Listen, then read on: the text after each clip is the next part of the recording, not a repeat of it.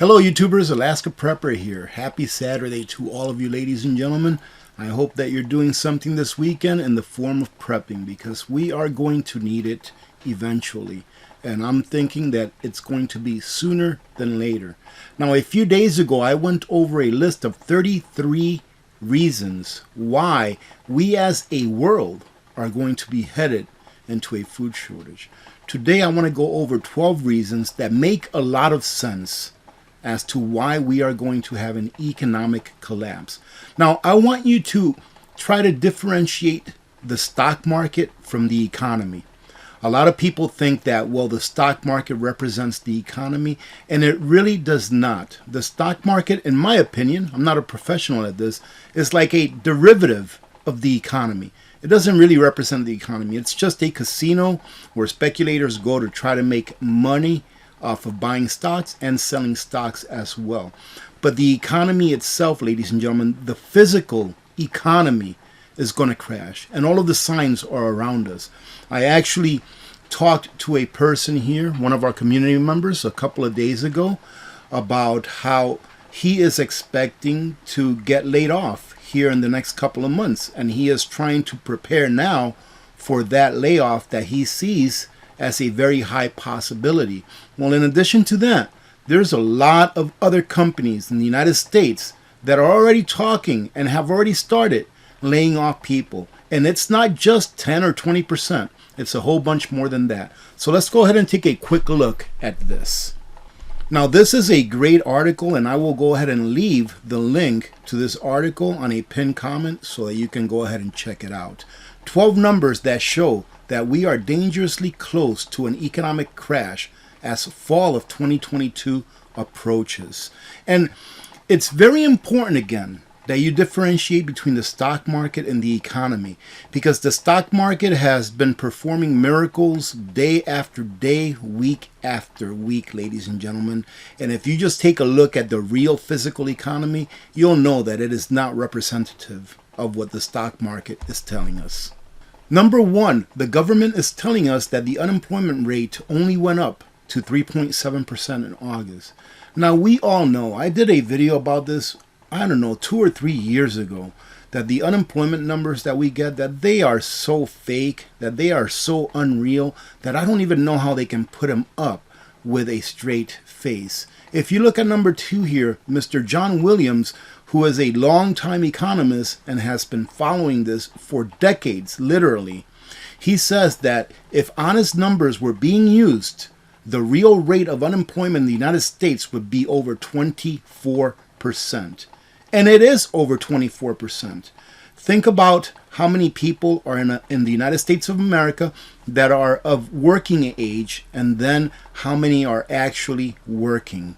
And you will be able to come up with a number very close to 24%. Number 3, about half of U.S. companies, listen to this, about half of all U.S. companies say that they will be eliminating jobs within the next 12 months. Like I said, we are going to go into a depression. In my opinion, we've been in a recession for a long time. Number 3, now listen to this one. About half of all U.S. companies say that they will be eliminating jobs within the next 12 months. You really think that our unemployment rate is 3.7%? Number 4, the government is telling us that the inflation rate in the United States is only 8.5. Again, what the government does with these numbers is whenever the numbers get too high, where it does not benefit their propaganda, they change the formula. And I believe that the last time they did this was in the late 90s. They changed the formula as to how they calculate inflation. Meaning that if you go to the store, is inflation really 8.5%, ladies and gentlemen? Ask yourself that question. Has your cost of living only gone up by 10% this last year? Well, here, John Williams, again from Shadow Stats, says that if the inflation rate was still calculated the way that it was calculated back in the 80s, okay, so it was 80s, not 90s, the real rate of inflation would be somewhere around 17% right now. That is worse than anything that we have experienced even during the Jimmy Carter era. And I would challenge that it's even more than 17% when you aggregate those things that you need to live. Okay, do you need a brand new car? No. Do you need all of these fancy things? No. Do you need food? Yes. Is that higher than 17%? I would say yes. Do you need fuel, gas? Is that higher than 17%? Absolutely. Do you need fuel to heat your home? Is that higher than 17%? We all know what the answer to that is. We better get ready for this winter. Ladies and gentlemen, you better be getting ready for this winter. This is not a scare tactic. If this kind of conversation scares you, then it means that you're living in a normalcy biased world and you need to wake up in a hurry. You need to wake up in a hurry. Ask yourself one question and then you will know whether you want to wake up or not. Do you think the government's going to take care of you? If you think the government's going to take care of you, God bless you. Go about your life. Have a great time. But if you think that during a major crisis, which an economic collapse of not just a region or a state or a town, but a systemic economic collapse happens, do you think the government's going to be there with a loaf of bread for you? Number 6, at one company, the number of Americans taking out short-term loans for groceries has nearly doubled this year.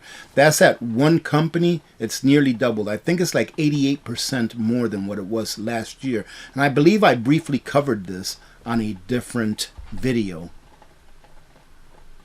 1 out of every 5 home sellers in the United States has dropped their asking price last month.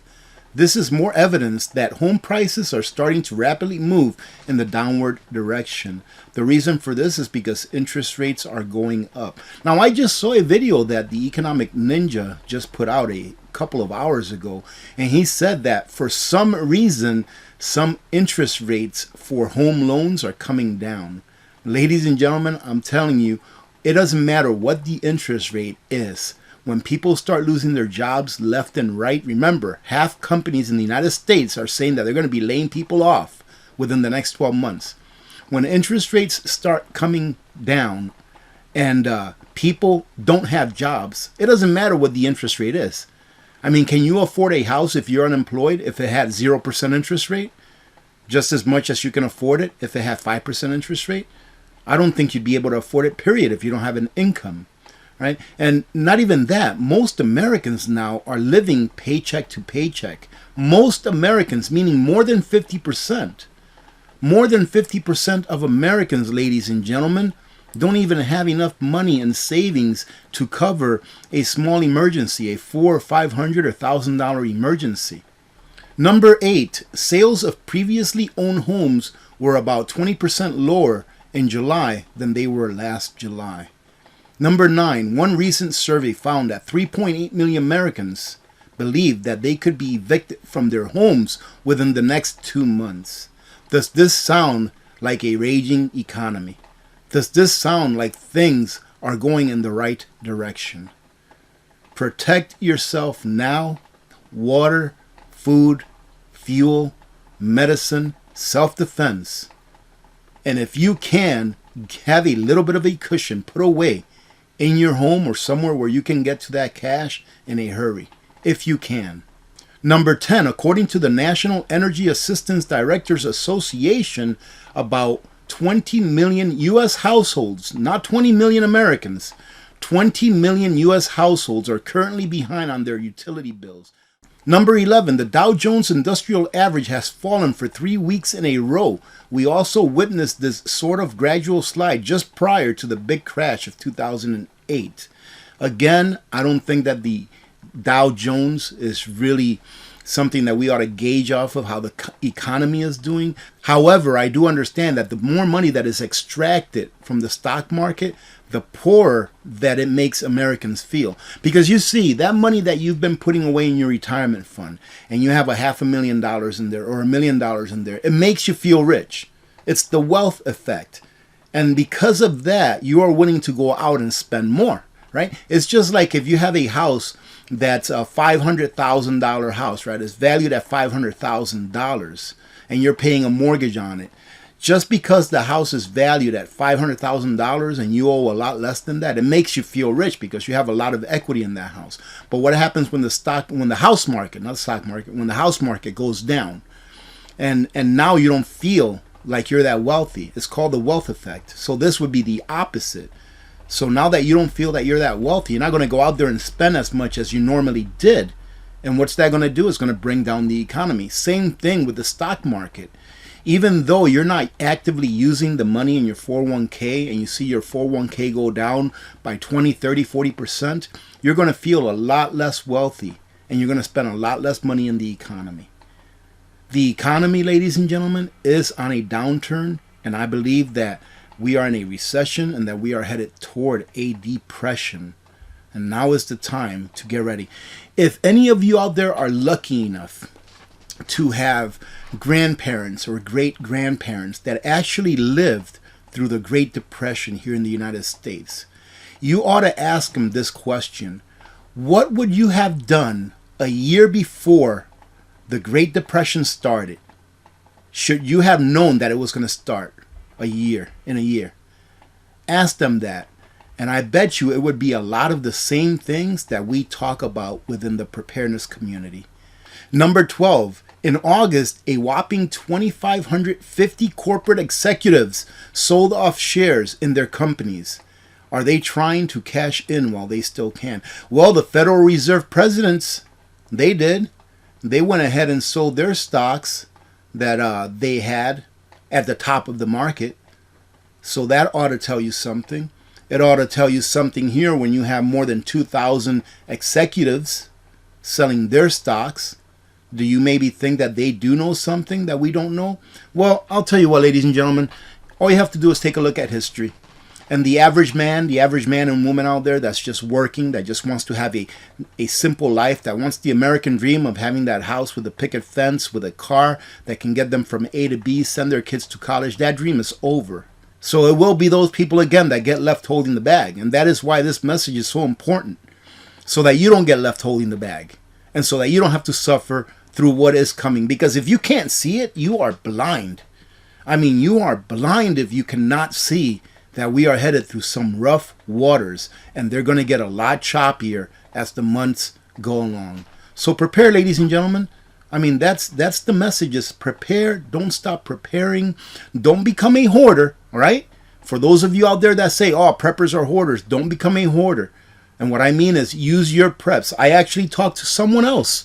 You know, I don't mention this a lot in my videos, but I actually talk to a lot of people, you know, from the community that email me and want to talk or that need help. And I talk to someone else who told me that they've been stocking up for a long time, and they told me what they were doing, where they were stocking it. And I asked them, I was like, well, are you rotating this stuff? Because they said, yeah, we've been getting a lot of canned goods, putting them under the bed and all this stuff. And I'm like, are you rotating it? Because putting canned goods and stuff like that under the bed, to me, doesn't sound like it is a system of rotation. Like, for example, what I would do if I wanted to use the space under the bed, I would put things in there that maybe I put in Mylar bags or in small totes that would fit under the bed that were for long-term storage. That's what I would do, things that I didn't have to rotate. And they told me, well, not really, we're not rotating. And I said, well, you know what? If you're not using your preps, then that means that you're hoarding. I said, if you're getting preps that are supposed to be rotated, make sure that you rotate them, because you're supposed to be getting what you eat and eating what you get. And they agreed with me. Get what you eat and eat what you get, ladies and gentlemen. Rotate your stuff. If you're lucky enough to have extra funds to get yourself other foods and diversify into long-term food storage, i.e. freeze-dried foods and things like that, then go ahead. Those things you really don't have to rotate, because they have a shelf life that is rated at 25 years, in my opinion, even more, if they're freeze-dried especially, right? So rotate your things. Listen to what your grandmother or your great-grandmother, great-grandfather would have told you if they were still here, of what they would have done should they have known that there was a Great Depression coming. Because I'm pretty certain that they would have said, yes, all of these things that preparedness channels out there are telling you to do is what we would have done should we have known. Why? Because everyone needs to eat. Everyone needs heat. Everyone needs water. And believe it or not, Everyone needs self-defense. So protect yourselves not just with a firearm, but protect yourselves with food and water, with energy. Get shoes, get jeans, get things that you like. I just ordered some hot sauce from Amazon and I got it in yesterday because they ran out. And I love this hot sauce. It's the Tabasco brand garlic pepper sauce and it is awesome. I just ordered me like 3 more bottles. Why? Because man, I love that hot sauce. Point being, if there's some kind of comfort foods that you like, get it. Get it now and put it away. But more importantly, get the things that you need, that you use on an everyday basis. Okay, I beat this horse to death. I hope that I've at least encouraged one of you out there that maybe weren't thinking about this to go ahead and get prepared for what's coming. It's not a joke. It's not a click getter. It's because I care about my country, and the better that everyone in this country, these United States, and the country that you live in is prepared, the better that it will be for all of us. Having said that, I actually have another video coming out later on today, so be on the lookout for that. And I have to work on something else outside that I was going to make a video of because I think it will be a very, very handy thing for us to know. So I'll be working on those the rest of the day. I hope that you're having a great day. And remember that when I work on these videos, it's not that I'm looking for stuff to work on so that I can post this. I'm going to do it anyways. And I think it's a great idea that I came up with. So I'm going to share it with you. And this article here that I read off to you, just very interesting. I actually get up every morning. For those of you that don't know, the first thing I do is I have my coffee, which is already empty. And I look through the news, and if there's anything in there that I really feel that I can share with you and that can benefit someone else, I come on out here and do it. And of course, I love connecting with all of you. So thank you very much for joining in today. And thank you very much for your support, ladies and gentlemen. Truly do appreciate every one of you. Have a great day, and we will see you again later on today. God bless you. Nutrient survival isn't just survival food. It's special ops grade. Built to the nutritional standards of the U.S. Special Ops and packed with 40 essential nutrients. Formulated to sustain energy, sharpen focus, and keep you and your family thriving during any emergency. Real food, real ingredients. Oh, and a 25-year shelf life.